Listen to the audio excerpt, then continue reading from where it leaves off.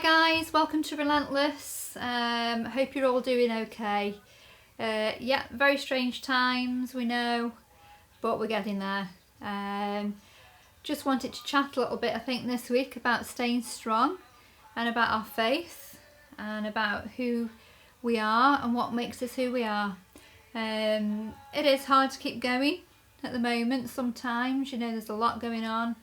Myself personally, I've got work to do with school, 3-year-old running around, and I've also decided to sign back up to the NHS, so it's all going on at the moment, but there is peace in the eye of the storm, folks, and that's what we need at the moment. Whenever I was praying and asking the Lord what I should share, he just dropped the name Corrie Ten Boom into my mind. And I don't know if any of you know her or if you've ever heard of her, perhaps in assemblies at school over the years. She's an incredible lady. She was an amazing lady in the Second World War.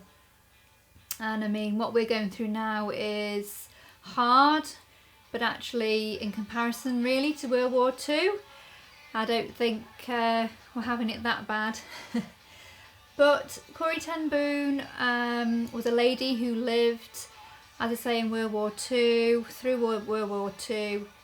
She lived in Amsterdam and she was a watchmaker. She trained to be a watchmaker. She is famous really because she believed the Lord was asking her to harbour, keep safe Jews from the Nazis, and she actually hid these Jews in her own home. Her and her sister and her father believed it was right that she would hide Jews in her own home, which is incredibly dangerous and an incredibly brave thing to do. And yeah, so I just watched a film a few weeks ago really about her life, and it was just quite difficult to watch. So if you ever get a chance to watch it, it is quite difficult to watch in places. They went through some horrendous things, and she actually got arrested by the Nazis, and she was sort of found out, and her and her sister were sent to a concentration camp. So it's quite heavy stuff. But she believed that she was doing the right thing for her faith. She was doing the right thing and following what the Lord wanted her to do. The scripture Proverbs 3 verse 5 to 6 came to mind as well, which is, trust in the Lord with all your heart and lean not on your own understanding, but in all your ways acknowledge him and he will direct your paths. You know, Corrie Ten Boom, it was incredibly hard what she was called to do, but she trusted with her life in the Lord, and he gave her that peace to carry on doing what she believed was right. And as I say, she ended up in a concentration camp, which was absolutely horrendous. I mean, some of the things in the film, as I say, is difficult to watch. And she was in there with her sister. But what actually struck me was she had this unwavering faith. She was a very strong woman of God. And obviously, some of the stuff that she witnessed was absolutely horrendous. And she got tested. A sister who she loved so much, she actually witnessed being, persecuted, being brutally punished by these Nazis that were running this concentration camp. And normally she was filled with peace. Normally she was a very peaceful woman, and she was very, very difficult to waver. But this was pushing her to her limits. It was really pushing her to her limits when she saw her sister Betsy going through this horrendous treatment by the Nazis in this concentration camp. And the scene just depicts, and it just shows that she was pushed to her limits, pushed to the hilt really, and her faith was tested. She did stand her ground, and she did come through it. And in fact, her sister unfortunately didn't make it. She didn't survive. But her sister did say that she would be released from this concentration camp in the new year. So in the new year of 1944, Corrie was released from this concentration camp and she walked free. And as I say, very, very sadly, her sister didn't make it. But she clung to her faith, she stayed firm, she knew that it would be okay if she just trusted in the Lord.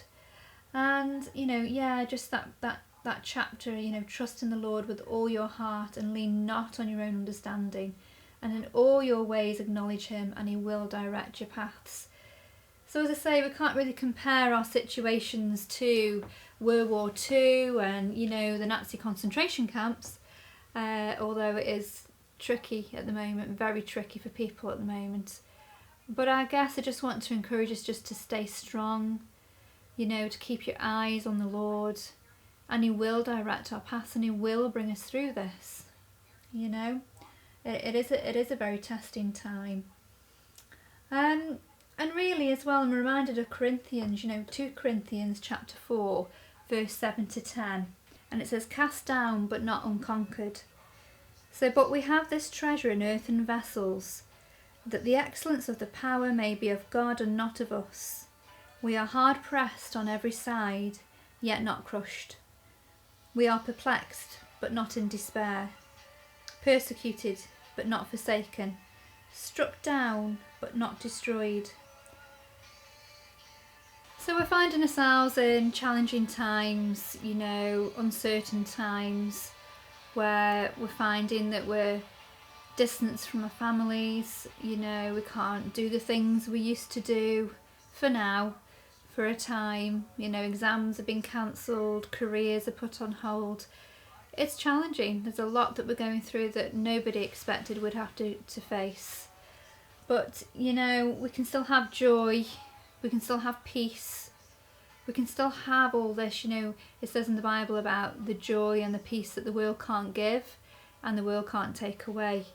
So we have a hope and we have a future in the Lord, and it's just about standing firm. And just like Corrie ten Boom knew her God and she knew that she'd come through, even though she went through horrendous circumstances. And I'd recommend you do watch The Hiding Place. It's quite an old film, an old-fashioned film, and it's a little bit hard to watch in places, but it just shows you the amazing faith and how she just stayed, you know, steadfast and trusted that the Lord would bring her through. So I just want to encourage you guys that we are living in testing times, but we are going to come through this, and we have got the victory in Jesus, and we're going to have a celebration at the end of this when we get back together, and when Relentless is back up again and running. So yeah, stay safe guys, and I'll catch you soon.